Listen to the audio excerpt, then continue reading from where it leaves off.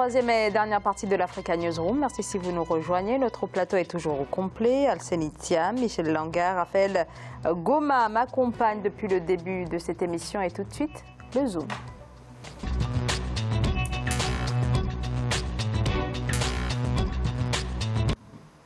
Le sommet de transformation économique de l'Afrique à travers le numérique se poursuit à Kigali, un événement sur 3 jours ouvert depuis mardi dans la capitale rwandaise. L'accélération du passage au numérique, l'objet de cette 5e édition qui rassemble 4000 acteurs du numérique. Des chefs d'État sont également sur place. Alors le numérique, domaine stratégique, peut-être l'une des clés du développement du continent. Reportage de notre correspondant Frater Ndaka Isienga. Du 14 au 17 mai 2019, Kigali accueille pour la 5e fois le sommet sur la transformation économique de l'Afrique grâce au numérique. Plus de 4000 experts venant de plus de 50 pays du monde prennent part aux discussions dont l'objectif est de booster l'économie numérique africaine. La première journée a été dédiée aux acteurs économiques du continent. La technologie est actuellement vitale. Pour nous, c'est une opportunité pour porter à bien notre projet d'intégration économique continentale d'une façon très rapide. Elle brise aussi les barrières traditionnelles qui nous ont souvent définies. Une dizaine de panels de discussion ont été tenus ce 14 mai, dont celui sur le rôle de l'économie digitale dans l'intégration accélérée de l'Afrique. Au total, près de 50 sessions seront tenues et de partenariats d'accords seront signés pendant le sommet. Nous remarquons que les investisseurs africains continuent de manifester leur volonté à accompagner les start-up africaines. Par exemple, l'année passée, les investissements dans les start-up africaines ont dépassé $1 million que nous avions projeté à l'horizon 2020. Outre le sommet des présidents prévu ce 15 mai, le sommet Smart Women sera l'un des moments clés de cette rencontre annuelle. Sans oublier la participation pour la première fois de Sophia, le premier robot humanoïde au monde. Alors l'Afrique qui, compte tenu du défi démographique, Alseny Thiam est forcée d'aller vers un modèle de rupture peut-être et qui peut se faire à travers le numérique. Ouais, il y a une forme de numérisation de l'économie qui est absolument vertigineuse en Afrique parce qu'aujourd'hui, quasiment la plupart des gens possèdent des iPhones, il y a des startups qui se développent un peu partout dans les pays africains et il y a une vraie forme de numérisation de l'économie aujourd'hui. Et hier, j'étais en train de lire un article et tout sur les data, les données en ligne. Et quand vous voyez d'une certaine manière qu'aujourd'hui, bien sûr, il y a de la croissance, il y a une économie qui se crée autour de ces startups-là, autour de ce numérique-là, mais derrière aussi, il faut que l'Afrique ait un défi, c'est la législation autour de toutes ces entreprises du numérique qui se créent. Parce que la plupart des données qui se créent, qu'on peut avoir notamment dans certains sites ou dans certains trucs de marketing digital où certaines entreprises essayent de se procurer des données et on rentre des formes d'anticipation qui vont dans le champ de la vie privée. Donc la question qu'il faut se poser, l'économie numérique, oui, avec des emplois numériques, oui, qui créent des emplois, qui créent de la croissance, mais en même temps, il faudrait un peu aussi essayer de légiférer dans le domaine.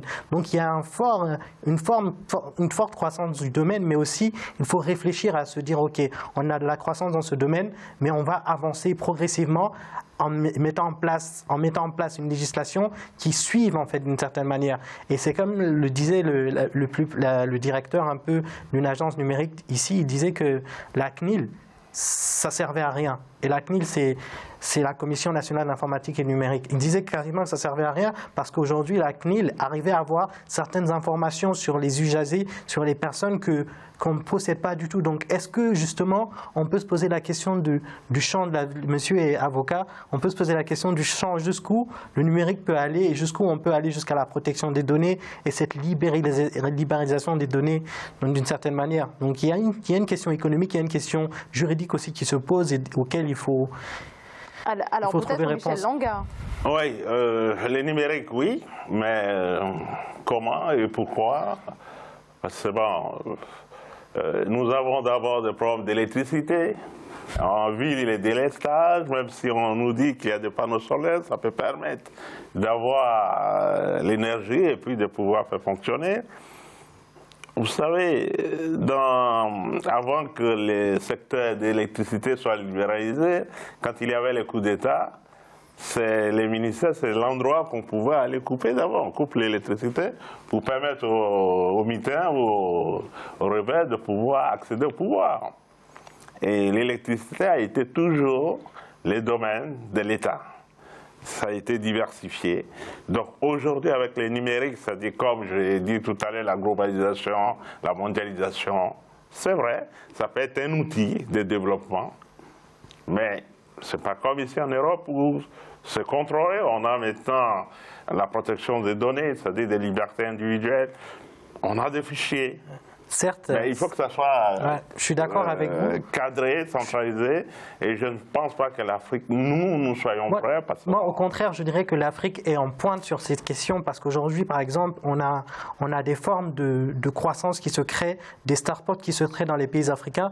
Quand je prends notamment le cas du pays du Rwanda, par exemple, c'est un pays où des startups émergent de tout horizon, des startups dans différents domaines, que ce soit dans le domaine de la santé. Et ce que je voudrais dire, c'est qu'en fait, l'économie numérique peut appuyer la croissance de certains pays en voie de développement, notamment dans le cas de l'agriculture. Aujourd'hui, on voit quasiment avec des données informatiques, la data agriculture, avec des données qu'on est là, on peut quasiment anticiper sur le flux aujourd'hui, par exemple, de cultures qu'on peut créer. Dans le domaine de la santé également, on peut mettre en place des données afin de voir un peu dans dans différents secteurs, dans le secteur de l'agriculture, dans le secteur des flux de données de vente, dans le secteur de l'éducation, dans le secteur du commerce. Donc en fait, l'économie numérique est en train d'émerger dans les différents secteurs de notre économie et ils sont en train vraiment de pousser la croissance. Et maintenant, ce qu'il faut savoir, c'est comment essayer d'articuler, de mettre cette économie numérique-là au service de la croissance de nos pays, au service de nos entreprises, et comment cette transition va se faire. Et c'est là le défi des pays africains. Raphaël Goma. Disons que l'économie numérique, en fait, est un vecteur de productivité et de compétitivité au niveau des entreprises. Et je dirais même que c'est une nouvelle révolution industrielle. Et on ne peut pas dire, oui, l'Afrique, non, aujourd'hui. Non, non, non. Je crois que je dirais que c'est une économie, il faudra que l'Afrique s'en saisisse. Vous savez, la démographie en Afrique est grandissante, elle augmente. Et regardez aujourd'hui, jusqu'au fin fond des coins reculés de chaque pays, vous aurez toujours quelqu'un qui a un téléphone portable. Et en ce moment, justement, vous étiez en train de dire que ça peut booster le domaine de l'agriculture. Comment ?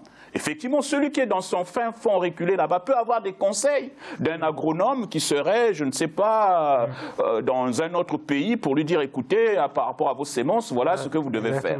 C'est dans ce sens que, disons, cette économie numérique peut être un facteur majeur pour nos économies. Et bien sûr, cela va de pair avec la technologie, la robotisation, parce que quand on parle de la technologie numérique, il y va de pair avec la robotisation, parce que tout est numérique, tout est électronique, et ça a un impact sur nos économies aujourd'hui.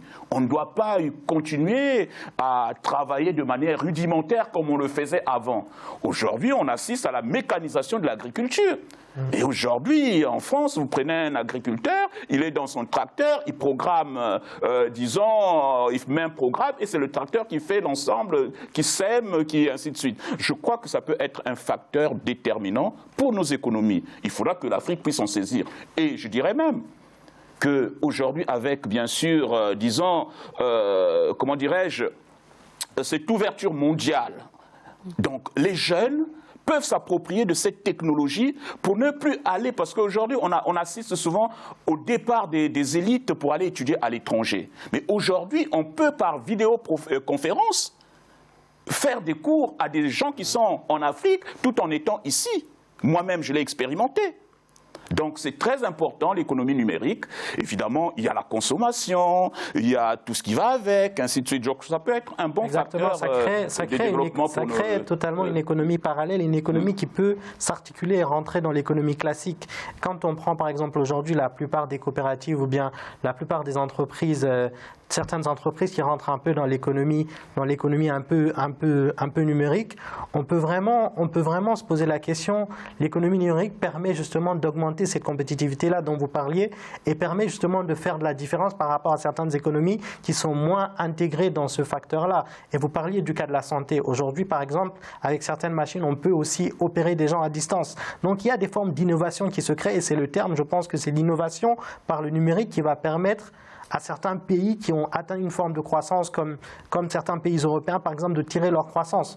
Aujourd'hui, tout se joue là. Maintenant, il faut articuler ça avec le souci du respect de la vie privée, avec le souci, avec d'autres problématiques qui se créent. Je parle notamment d'Uber je parle notamment d'Uber qui a connu des problèmes parce qu'ils n'étaient pas intégrés dans tout ce qui était la sécurité sociale, le respect, certaines cotisations sociales dont ils ne devaient pas payer. Donc en fait, on rentre... Effectivement, c'est l'une des questions qui se posent. Exactement. Mais dans l'immédiat, pour ce qui est de l'Afrique, est-ce que ce n'est pas d'abord la question de la formation universitaire Exactement, la question de formation, mais... aussi, c'est vrai que c'est l'intelligence artificielle. Exactement. Aujourd'hui, c'est l'utilisation de l'intelligence artificielle. Et sur les données, parce que je lisais un article, comme je l'avais souligné, sur les données aujourd'hui, à travers des données qu'on peut avoir sur ordinateur, sur Internet, on peut anticiper ce que X va manger aujourd'hui, ce que X va anticiper demain. Ça va vraiment, ça rentre dans le champ un peu mathématique avec des algorithmes qu'on crée. On a des univers qu'on crée, par exemple, sur Internet. Quand vous vous connectez, par exemple, sur Facebook, vous avez des pages que vous consultez. Donc, il y a des formes de données qui sont là, qui se disent, OK, cet univers de personnes crée ça, mange ça, se connecte dans quelle page. Et on crée, en fait, des nuages de... C'est complexe, mais en même temps, on comprend qu'aujourd'hui, l'économie numérique est en train de révolutionner le monde à tel point qu'on est, il faut codifier, ciblé. je pense qu'il faut codifier. Exactement. Les États doivent se regrouper pour codifier, parce qu'on ne peut pas laisser les désordres ou les champs libres, parce que bon, pour l'instant, la réglementation n'est pas aussi comme ici. Parce que n'importe qui peut ouvrir ses commerces et puis bon... Big Brother is watching us. Le grand frère est en train de nous regarder et c'est ça l'économie numérique d'aujourd'hui. Oui, effectivement, il faut codifier, comme vous le dites, mais moi, je vais m'appesantir sur l'aspect formation, parce que je crois qu'on parlait de formation, parce qu'il faut former les jeunes, mais j'insiste aussi sur le transfert de technologie, parce que je pense qu'aujourd'hui, ce qu'il faudra, c'est pas toujours que les Africains viennent acquérir des téléphones, des iPads, ainsi de suite, ici en Europe, mais c'est de faire de sorte que les jeunes Africains soient formés sur place pour qu'en Afrique, nous puissions fabriquer des ordinateurs, nous puissions fabriquer des robots, parce que l'intelligence, nous l'avons en Afrique. Nous l'avons en Afrique, mais encore faut-il que le politique, c'est-à-dire les hommes politiques, suivent, c'est-à-dire que mettent l'accent sur cet aspect de problème, parce que ça nécessite des moyens financiers pour la formation. Et c'est ça justement. Mais malheureusement, à quoi assiste-t-on en Afrique? Les gens sont en train de complètement mettre à sec l'éducation des jeunes. Vous savez, quelqu'un avait dit, si vous voulez détruire une nation, détruisez son éducation. Et c'est ce qui se passe dans beaucoup de pays d'Afrique, que je ne citerai pas. Alors, Michel Languet, d'un côté, et peut-être aussi, vous allez pouvoir intervenir, Alseny Thiam, d'un côté, des pays, surtout anglophones, où ce secteur est en plein développement, mais de l'autre côté, des pays francophones qui sont un petit peu à la traîne. Comment expliquer ces disparités? C'est dans l'éducation.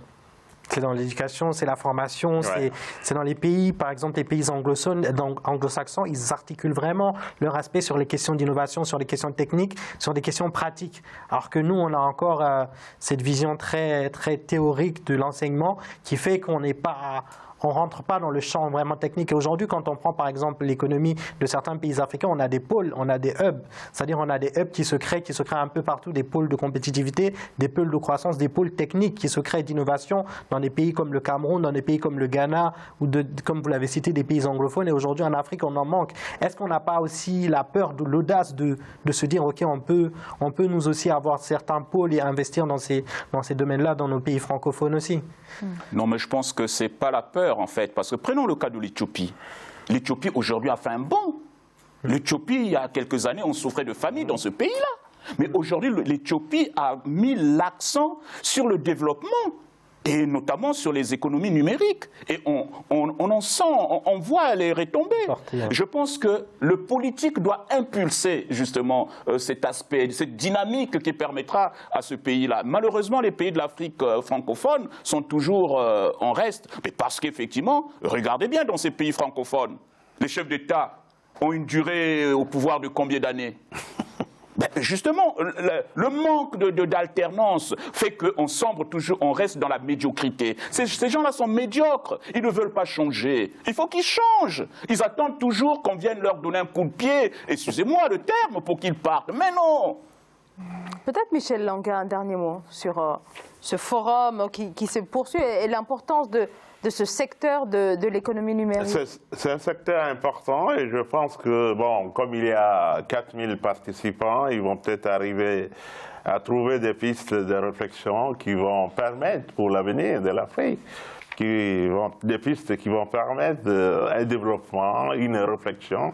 Mais comme l'a souligné le professeur, insistons sur l'éducation, la formation de nos jeunes et que l'État doit s'impliquer, avoir un programme, au lieu d'avoir un programme militaire ou avoir un programme de numérique, avoir un ministère même de numérique pour permettre à sa jeunesse, à sa population de s'approprier de cet outil. Et le numérique va aussi avec une question qui est la question de la solidarité, parce qu'aujourd'hui le numérique peut servir justement, comme on a souligné, dans la santé, dans l'éducation, et comme aujourd'hui en France on a un secrétaire d'État au numérique et à la solidarité.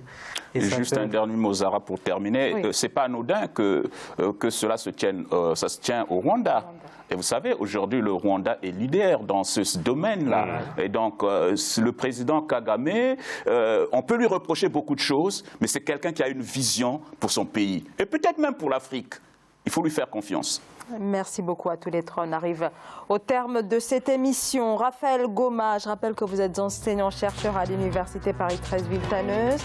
Monsieur Michel Langa, avocat au barreau de Paris Alcenitiam. Je rappelle que vous êtes économiste. Merci à tous les trois et merci à vous de nous avoir suivis. Rendez-vous très prochainement dans l'Africa Newsroom. Très belle soirée. Merci.